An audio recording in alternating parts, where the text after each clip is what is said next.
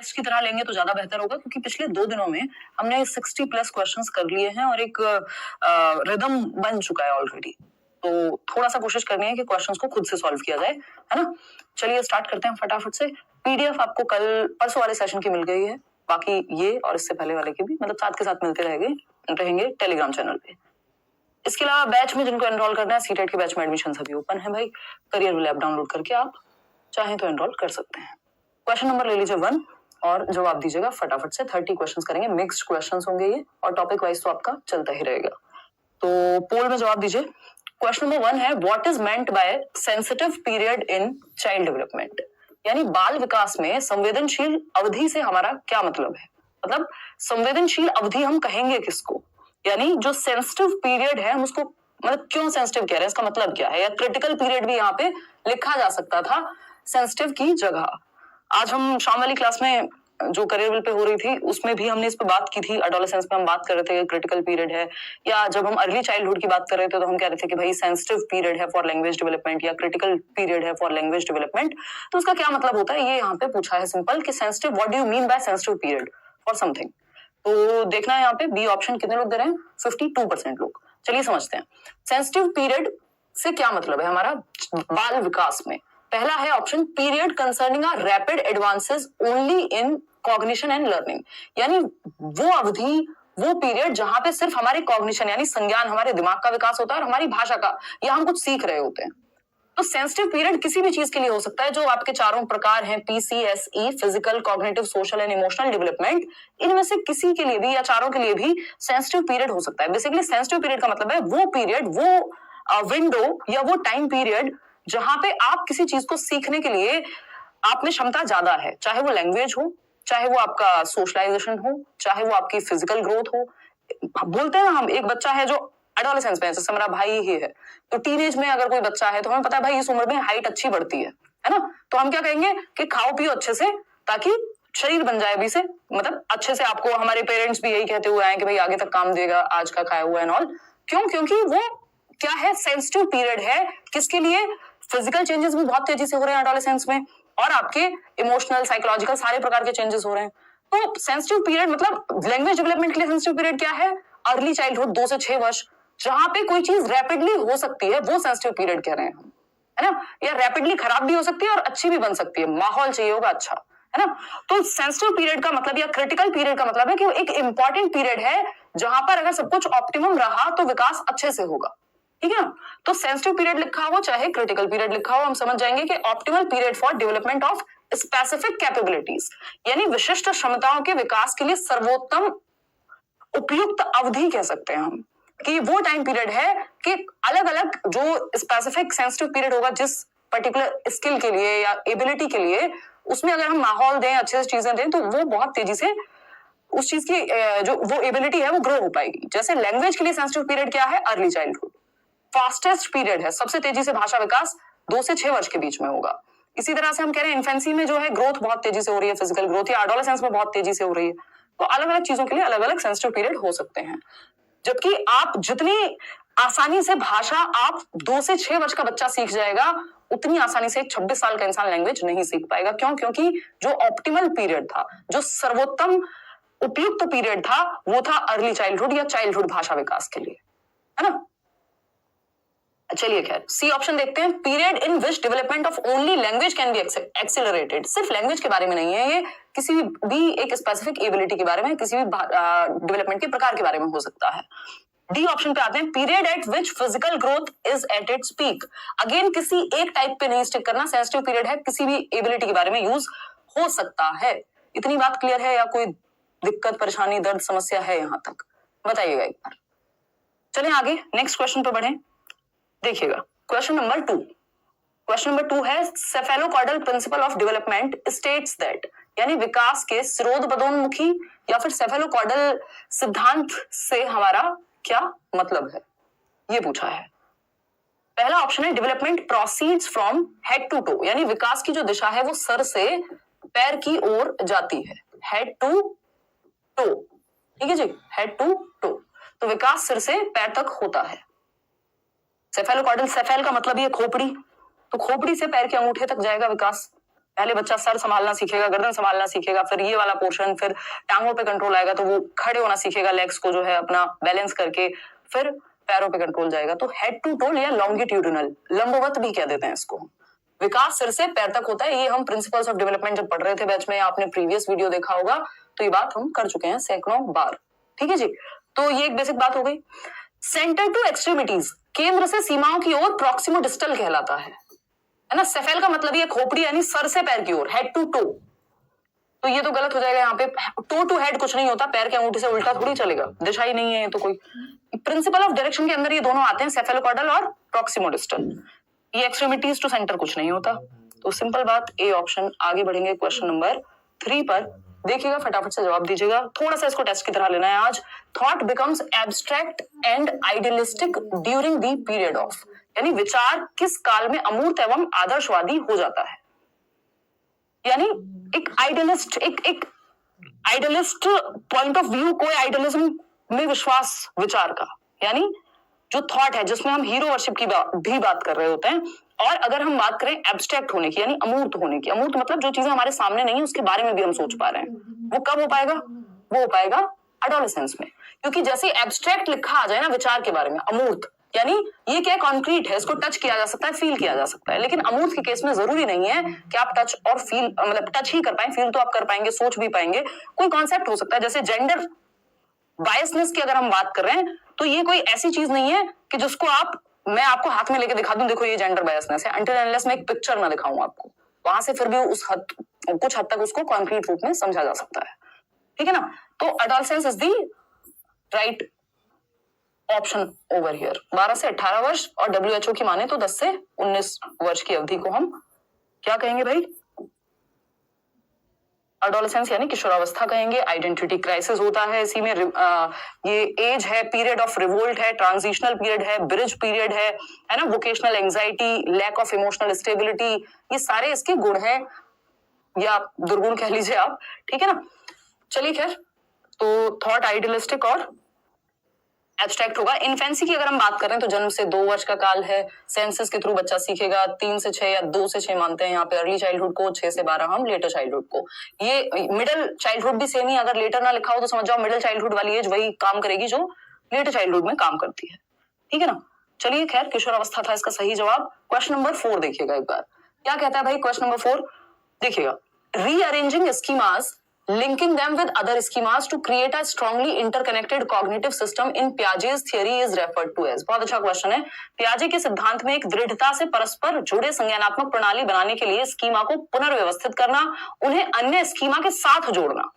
देखिए इसमें एक वर्ड पूरा घुमा सकता है, अन्य स्कीमा के साथ जोड़ना, फिर से व्यवस्थित करना। तो एक बार को जो है आ सकता था, कहीं ना कहीं हम कहते हैं भाई लिंक कर रहे हैं, लेकिन ये स्कीमा को लिंक करने की बात हो रही है। किसी स्कीमा को ठीक करना, नया स्कीमा बनाना, रीअरेंज कर रहे होते हम या फिर एडजस्ट कर रहे होते, तब हम कहते थे कि एकोमोडेट कर रहे हैं। बट आपस में स्कीमास को जोड़ना वो ऑर्गेनाइजेशन का काम है। और ये मैं आपके साथ हमेशा डिस्कस करती हूँ, जब भी हम पियाजे डिस्कस करते हैं प्रॉपर डिटेल में डिस्कस करते हैं। आज भी कोई बैच में बोल रहा था ना, इतने डिटेल में क्यों पढ़ रहे हैं, इतने डिटेल में, इतने स्लो इसलिए चल रहे हैं ताकि मुश्किल क्वेश्चन अगर इस तरह का आए, ये मुश्किल नहीं है क्वेश्चन, लेकिन जिसने पढ़ा नहीं है ठीक से उसके लिए मुश्किल हो जाएगा, है ना। तो संगठन भाई 2 प्रोसेसेस है ना, हमने इक्विलिब्रियम में समझा था कि एक तो हो जाती है आपकी अडेप्टेशन की प्रोसेस जिसमें आप एसिमिलेशन और एकोमोडेशन पढ़ते हैं, और दूसरी तरफ है ऑर्गेनाइजेशन। तो जितने भी स्कीमा है, स्कीमा क्या है, हमारे ब्रेन में इंफॉर्मेशन के पैकेट्स हैं या इंफॉर्मेशन स्टोर्ड इंफॉर्मेशन के बॉक्सेस बने हुए हैं एक तरह से, है ना।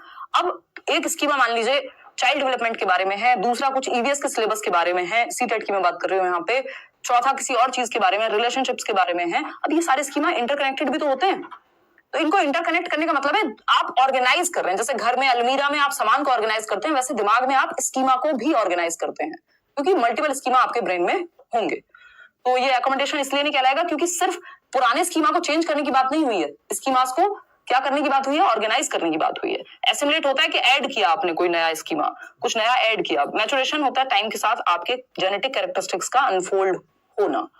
क्वेश्चन नंबर 5 पे चलेंगे, ये क्या कहता है भाई, देखते हैं फटाफट से। क्वेश्चन नंबर 5 कहता है, children in dash stage can solve problems mentally but the problems themselves have to be related to materials and not symbols। यानी बच्चे खुद से समस्या का समाधान इस अवस्था में, इस स्टेज में निकाल सकते हैं, लेकिन शर्त एक है कि प्रॉब्लम्स जो हैं वो सिर्फ मटेरियल से रिलेटेड होनी चाहिए, ना कि सिर्फ सिंबल्स से, है ना। सिंबल क्या होता है, ए बी सी डी, 2 + 2 4, ये सब सिंबल्स का इस्तेमाल करते हैं हम। सिंबॉलिक स्टेज कौन सी है, pre operational. Pre operational age क्या होती है, 2 से 7। लेकिन इन्होंने कह दिया कि समस्याएं कैसी होनी चाहिए, सामग्री से संबंधित, मटीरियल से संबंधित, मटीरियल जिसको छुआ जा सके, देखा जा सके, प्रतीकों से संबंधित नहीं। प्रतीकों की अवस्था फिर 2 से 7 होती है, तो ये होगी नहीं। मटीरियल की अवस्था जस्ट प्रतीक के बाद है, यानी सिंबॉलिक स्टेज के बाद क्या आता है, कॉन्क्रीट ऑपरेशनल।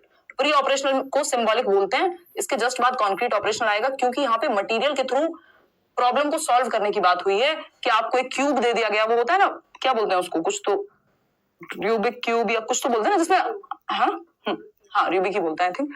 तो उसमें अलग अलग कलर्स होते हैं, लोग उसको अरेंज कर रहे होते हैं, वो क्या है, एक मटेरियलिस्टिक या कॉन्क्रीट प्रॉब्लम सॉल्विंग हो गई एक तरह की, जहां पे मटेरियल आपके सामने है, आप उसको टच कर सकते हैं, फील कर सकते हैं। ठीक, तो सिर्फ सिंबल्स में बात नहीं हो रही है। ठीक है जी। तो फॉर्मल ऑपरेशनल में तो एब्स्ट्रैक्ट थॉट पूछेगा, सेंसरी मोटर में आपका ऑब्जेक्ट परमानेंस आना, और ये सारे क्वेश्चन बनते हैं। क्वेश्चन नंबर 6 देखिएगा एक बार। क्वेश्चन नंबर 6 क्या कहता है, फटाफट से बताइएगा। Question number 6 says socio constructivist theorist consider the child as, सामाजिक रचनावादी सिद्धांतकार बच्चे को इस प्रकार से मानते हैं। किस प्रकार से मानते हैं, सोशियो कंस्ट्रक्टिविस्ट, यानी वाइगॉस्की की बात हो रही है। कल ही हमने इस पर चर्चा की थी, इतने क्वेश्चन सॉल्व किए थे, 32-33। तो सोशियो कंस्ट्रक्टिविस्ट यानी जो समाज में नॉलेज के कंस्ट्रक्शन की बात करे, कि हम समाज में या ग्रुप में या क्लास में एक्टिवली ज्ञान का निर्माण करते हैं।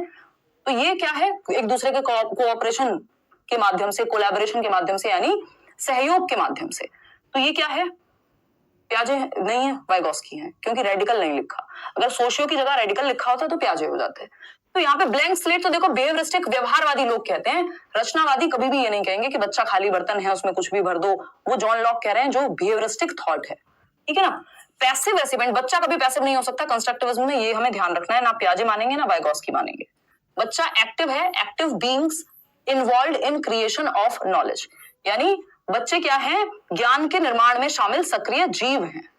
यानी बच्चा जिस ऑप्शन में एक्टिव है, 99% चांस है कि वही ऑप्शन सही है। तो सबसे ज्यादा यही ऑप्शन है, यही ऑप्शन है जिसमें बच्चा सबसे ज्यादा एक्टिव है।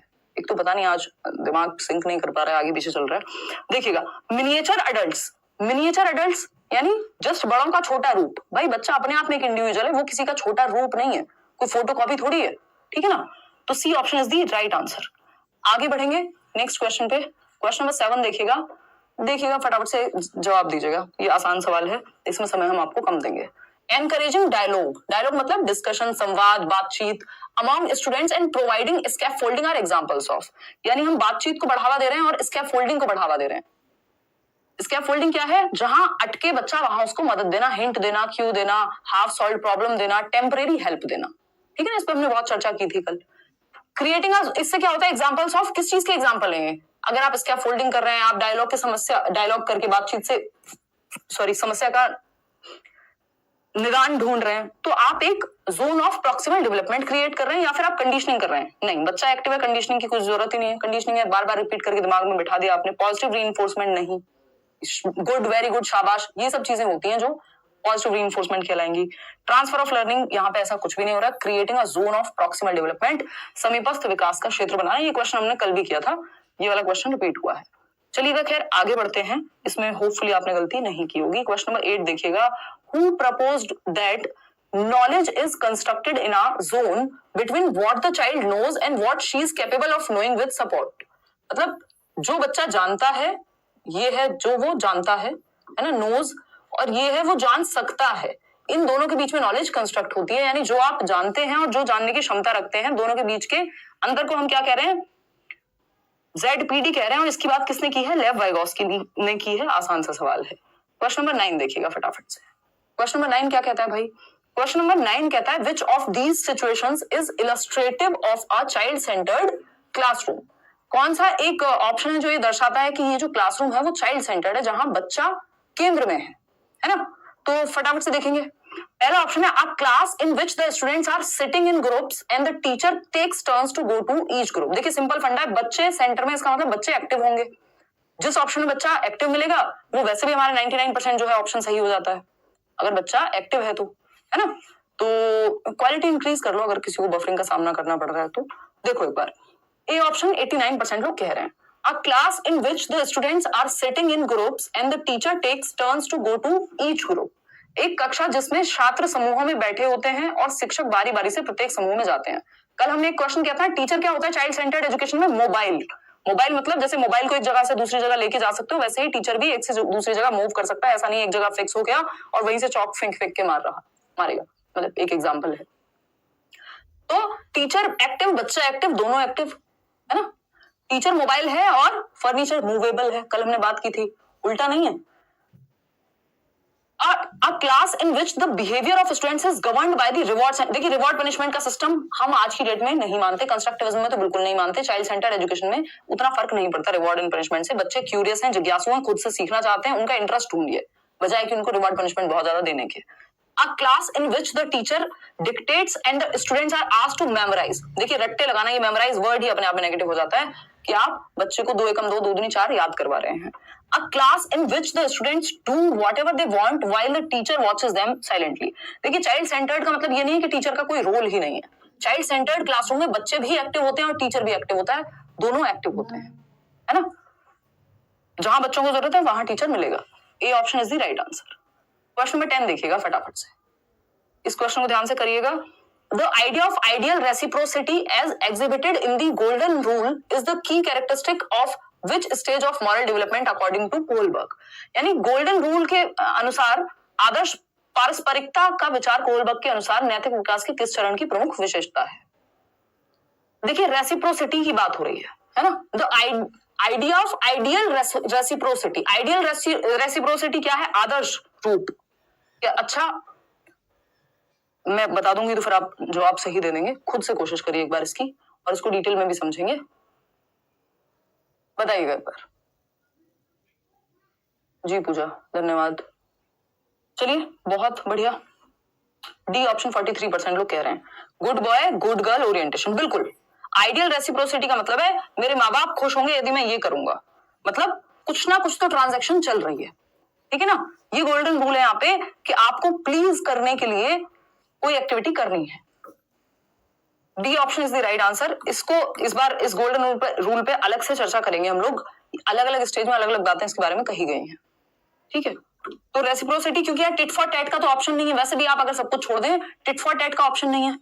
जो सेकेंड स्टेज होती है म्यूचुअल एक्सचेंज की, कि you scratch my back and I will scratch yours, ठीक है ना, कि तुम मुझे खून दो मैं तुम्हें आजादी दूंगा, मतलब वो कहीं ना कहीं एक तरह से वो वैसे ही वर्क करता है, हालांकि वो एक डिफरेंट चीज है, बट कि भाई तुम मेरे को एक बच्चा है जो लंच नहीं लेके आया तो वो दूसरे बच्चे से मांग रहा है कि कल मैंने भी तो तुमको लंच खिलाया था, तो वो टिट फॉर टैट वाली स्टेज का यहाँ कोई ऑप्शन नहीं है, तो हमारे पास यही बच जाता है good boy nice girl orientation. Question number 11 देखिएगा, intelligence is dash according to Howard Gardner, यानी बुद्धि गार्डनर के अनुसार क्या है? अब पॉजिटिव चेंज इन बिहेवियर यानी व्यवहार में सकारात्मक परिवर्तन है, नेगेटिव चेंज है व्यवहार में। देखिए पॉजिटिव चेंज नेगेटिव चेंज ये सब लर्निंग के अराउंड तो समझ में आता है। बुद्धि इंटेलिजेंस जो है वो भी हार्वर्ड गार्डनर के अनुसार उन्होंने 8 प्रकार की बुद्धि की बात की है। क्या है? Set of several distinct abilities है, यानी कई विशिष्ट क्षमताओं का एक समूह है कि कोई पेंटिंग में अच्छा हो सकता है, कोई मैथ्स में अच्छा हो सकता है, कोई गाने में अच्छा हो सकता है, म्यूजिक में अच्छा हो सकता है, कोई स्पोर्ट्स में अच्छा हो सकता है, कोई सोचने में अच्छा हो सकता है, इंट्रापर्सनल स्किल्स हैं, खुद को समझने में अच्छा हो सकता है ना। तो ये क्या set of several distinct abilities, इसीलिए हम कह रहे हैं कि ये मल्टी डायमेंशनल इंटेलिजेंस है। मल्टीपल इंटेलिजेंस की जो थ्योरी है कि बुद्धि के कई प्रकार हो सकते हैं, आईक्यू से मत मापिए उसको, ऐसा हार्वर्ड गार्डनर कहते हैं।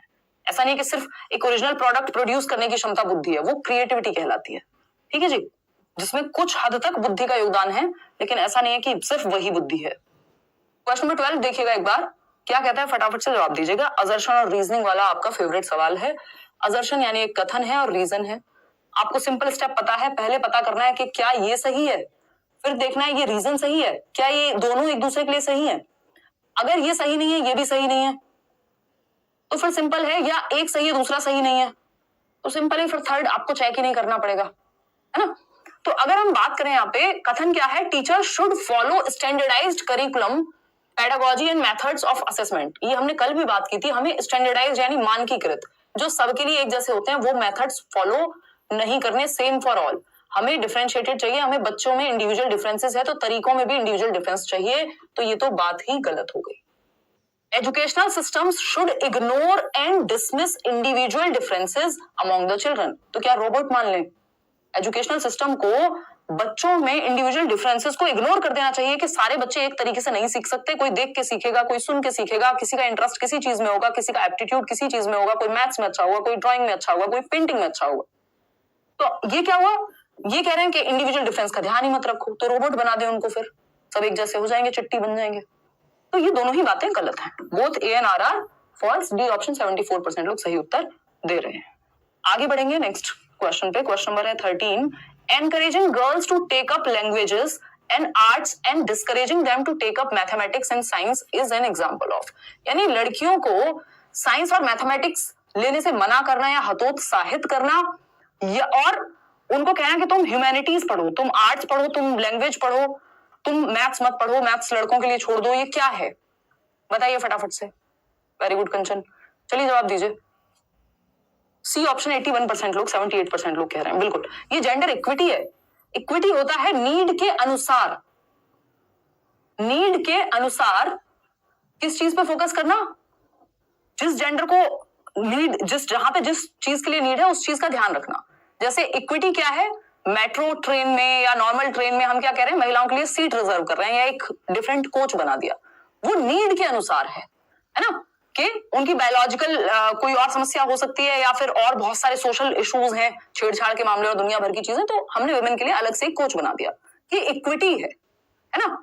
कोई ये कहे कि भाई लड़कियों को पढ़ाओ, उनको मौका दो, उनको इंडिपेंडेंट बनाओ, ये क्या है? इक्विटी के बेस पे है। अब यहाँ पे आपको सोशल मीडिया पे बहुत सारे लोग ऐसे मिल जाएंगे, आप कोई वुमेन एम्पावरमेंट की स्पीच देखेंगे और उस पर 4 कमेंट आपको देखने को मिल जाएंगे। आज ही मेरे सामने कोई तो एक छोटा सा शॉर्ट आया था कि कोई भाई साहब थे, कोई महाशय थे जो कह रहे थे भाई लड़कियों को इंडिपेंडेंट बनाओ एंड ऑल। उस पर 36 कमेंट लिखे हुए हैं, पता नहीं कितने कमेंट्स, कि आप लड़कों के लिए क्यों नहीं कह रहे हैं ऐसा।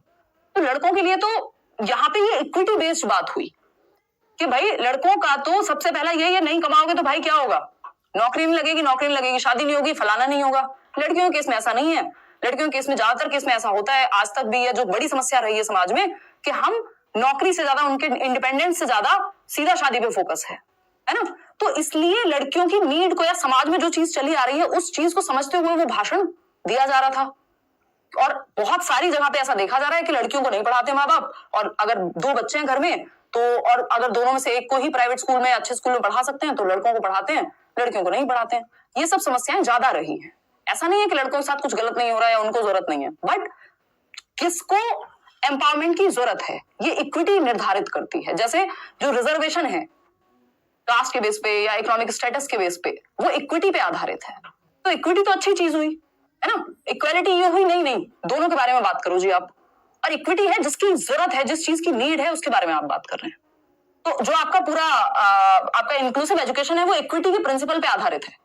जो समावेशी शिक्षा है वो इक्विटी के प्रिंसिपल पे आधारित है कि अगर एक बच्चा है जो चल नहीं पाता तो आप ये थोड़ी कहेंगे कि तुम व्हीलचेयर से आते हो, हमने तो सीढ़ियां बनाई हुई हैं, अपने आप देख लो कैसे आओगे चढ़ के, सबके लिए इक्वल है हमारे यहाँ। तो ये क्या है? ये बेवकूफी है, ये इक्वालिटी हुई। इक्वालिटी हर जगह काम नहीं करती। यहाँ पे इक्विटी जरूरी है कि आपने स्कूल में रैंप बनाए, है ना। हर बच्चे की नीड को समझना इक्विटी हो जाएगी। जेंडर कॉन्स्टेंसी होती है कि बच्चा जब समझने लगता है कि भाई जैसे मैं कपड़े बदल सकता हूँ वैसे मैं जेंडर नहीं बदल सकता, वो अलग कहानी है। यहाँ पे वो बात तो हो ही नहीं रही। जेंडर डिस्क्रिमिनेशन, जी बिल्कुल, ये क्या है? जेंडर डिस्क्रिमिनेशन है, जेंडर स्टीरियोटाइपिंग भी है, लिंग भेदभाव है। अब स्टीरियोटाइपिंग और डिस्क्रिमिनेशन में क्या अंतर है?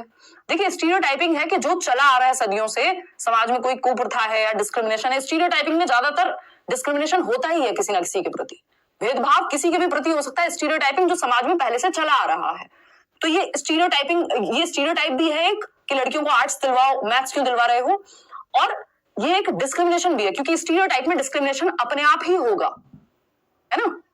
तो स्टीरियोटाइप वो चीज, कोई भी कुप्रथा है, कुछ भी इस तरह का जो चला आ रहा है कि लड़के रो नहीं सकते, ये भी एक स्टीरियोटाइप है। तो हम क्या कर रहे हैं? डिस्क्रिमिनेट कर रहे हैं उस केस में। तो स्टीरियोटाइप में डिस्क्रिमिनेशन होता ही है। तो स्टीरियोटाइपिंग का यहाँ ऑप्शन नहीं था, तो सीधा सीधा डिस्क्रिमिनेशन बन जाता है। नहीं तो ये स्टीरियोटाइप का भी उदाहरण है, दोनों भी हो सकते हैं अगर ऑप्शन में बोथ दिया हो तो, ठीक है ना। एम्पावरमेंट तो ये कहीं से नहीं है, ठीक। तो क्योंकि जब हम ये कह रहे हैं लड़के रोते नहीं है, इसका मतलब हम लड़कों को वो मौका ही नहीं दे रहे कि उनके अंदर इमोशंस हैं, वो रो सकते हैं, ठीक है ना। तो हमने स्टीरियोटाइप में कहीं ना कहीं उनको डिस्क्रिमिनेट कर दिया। तो इसके बहुत सारे उदाहरण हैं। C option is the right answer. Question number 14 की अगर हम बात कर रहे हैं जेंडर बायस भी सेम ही बात है कि आप किसी एक तरफ झुक रहे हैं। क्वेश्चन नंबर 14 देखिएगा, which of the following statements correctly describes the relationship between language and thought as per the socio constructivist perspective. अच्छा क्वेश्चन है, इसको ध्यान से पढ़िएगा कि सामाजिक रचनावादी सुनते ही आपके दिमाग में वाइगॉस्की की पिक्चर बननी चाहिए। ठीक है जी।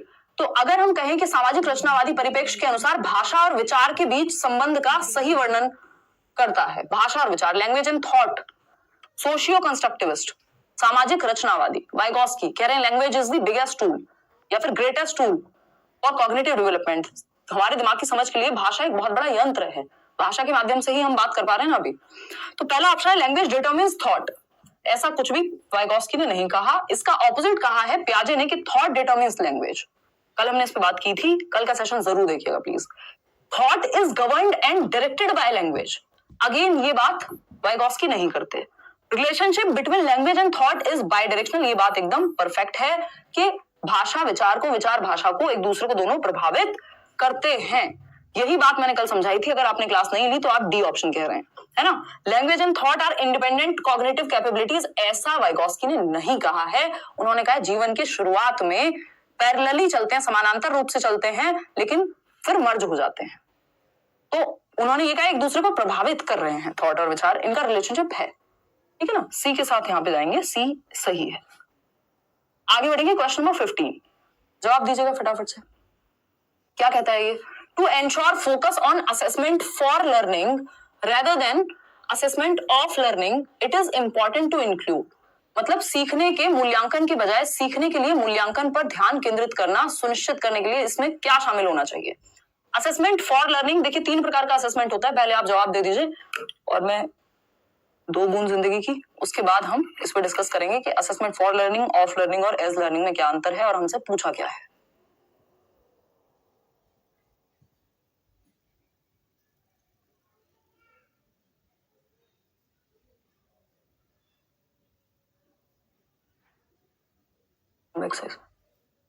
देखिएगा एक बार, बी ऑप्शन 66% लोग कह रहे हैं। चलिए बहुत बढ़िया, मुझे खुशी हुई आप सही जवाब दे पा रहे हैं, है ना। इस खुशी में मिठाई बंटवाइए आप अपने पूरे मोहल्ले में, ताकि वो पूछें क्या हुआ और बताइएगा मत उनको। देखिएगा, समझते हैं कहानी है क्या। ये सब बातें हम करते रहेंगे। आज का सेशन थोड़ा इंटेंस हो रहा है, ज्यादा सीरियस हो रहे हैं हम आज, कोई बात नहीं, मैनेज कर लो, थोड़ी सी एनर्जी जो है। देखिएगा, तो अगर हम बात करते हैं 3 प्रकार के असेसमेंट की, हम जनरली बात करते हैं आकलन, यानी जांच रहे हैं हम बच्चे को, उसका आकलन कर रहे हैं। असेसमेंट फॉर लर्निंग यानी सीखने के लिए आकलन या अधिगम का आकलन, सॉरी अधिगम के लिए आकलन। ठीक है जी। Assessment of learning, assessment of learning, assessment as learning,